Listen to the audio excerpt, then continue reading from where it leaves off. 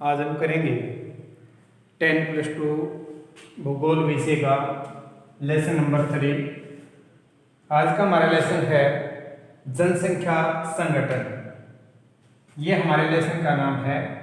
इससे पहले हमने जनसंख्या वितरण, वृद्धि और घनत्व सेकंड लेसन में पढ़ लिया था। आज हमारा थर्ड लेसन स्टार्ट होता है और आज का हमारा विषय रहेगा, लेसन का नाम रहेगा जनसंख्या संगठन। जनसंख्या का तो मतलब आप समझ ही रहे हैं कि लोगों के समूह को या लोगों की संख्या को जनसंख्या कहते हैं। संगठन का मतलब होता है बनावट।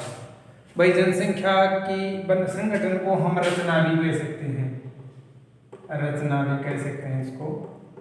जनसंख्या की रचना, रचना का मतलब होता है बनावट। भाई किस चीज से बनी है जनसंख्या की बनावट है कैसे, इस चीज को जानने के लिए हम जो है जनसंख्या का संगठन पढ़ते हैं।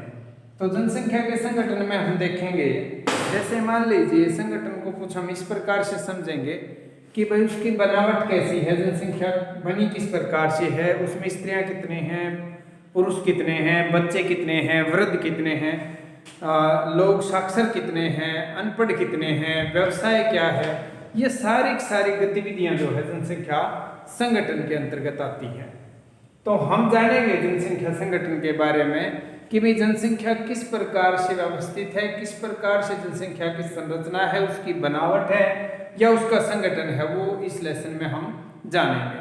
तो सबसे पहले हम जनसंख्या संगठन के बारे में जानने के दौरान ये जानेंगे कि भाई जनसंख्या संगठन कहते किसे हैं। तो आप सीधा यही जवाब देंगे इसका कि जनसंख्या संगठन से हमारा अभिप्राय जनसंख्या की उस व्यवस्था से है जिसमें हमें पता चलता है कि स्त्रियों की संख्या कितनी है, पुरुषों की संख्या कितनी है, बच्चों की संख्या कितनी है, वृद्धों की संख्या कितनी है, उनकी उम्र कितनी है, वो काम धंधा क्या करते हैं, उनका रहना सहना कैसा है, वो सारी गतिविधियां जिससे जनसंख्या अपना जो उसका स्वरूप है वो बनता है, उसको हम जनसंख्या का संगठन कहेंगे।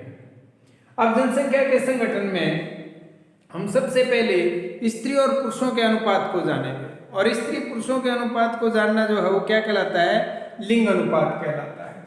तो लिंग अनुपात के लिए देखिए लिंग अनुपात। अब लिंग अनुपात को समझने के लिए हम एक सूत्र का प्रयोग करते हैं लिंग अनुपात निकालने के लिए। लिंग का मतलब होता है स्त्री और पुरुषों की संख्या, ठीक है। लिंग से मतलब है स्त्री और पुरुषों की संख्या का अनुपात। लिंग अनुपात का सूत्र देखिए,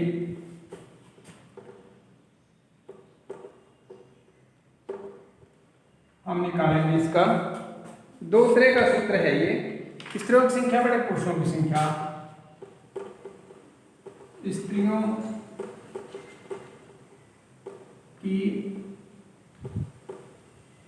की संख्या,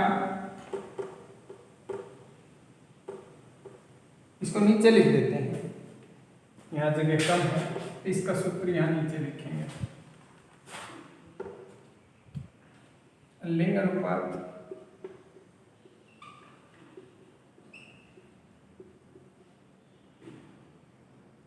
अनुपात का सूत्र क्या है,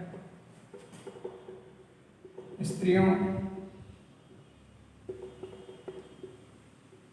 की संख्या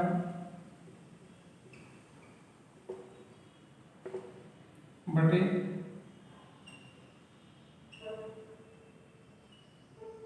पुरुषों की संख्या